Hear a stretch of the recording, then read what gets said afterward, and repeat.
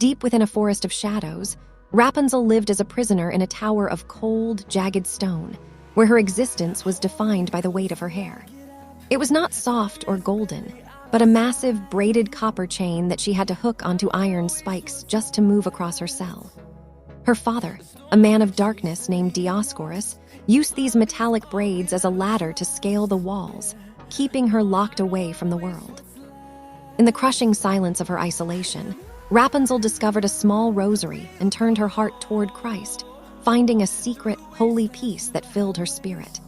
When Dioscorus found her kneeling in prayer, his face twisted with a demonic red fury, for he hated the light of her faith and the strength it gave her. Her only other comfort was a young prince who had seen her from the woods and climbed the copper ropes to find her. For a brief time, they shared whispers of a future together, but their secret happiness ended when the father lunged from the shadows with a rusted blade. With a roar of hatred, he pushed the prince from the high window, sending him crashing into a thicket of cursed thorns that tore at his eyes and left him wandering in total blindness through burning deserts for many long years. Driven by a madness for control, the father eventually dragged Rapunzel by her heavy hair out of the tower and into the center of the kingdom square.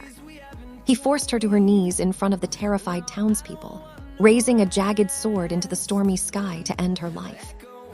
But at that final second, a massive bolt of divine lightning crashed down from the clouds and struck Dioscorus, vaporizing him instantly. A thick, choking fog of gray ash and black smoke drifted across the cobblestones where the monster had stood, and as the wind cleared the air, Rapunzel saw a ragged figure walking through the city gates. It was her prince, guided back to her by the sound of her voice.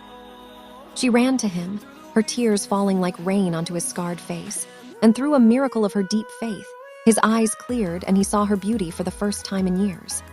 The townspeople erupted in joy as the dark clouds broke, letting the sun touch the kingdom for the first time in a generation. Years later, they stood as king and queen on the balcony of a great golden castle, sharing a kiss as the bells rang out for a happily ever after that would never end. Faith wins.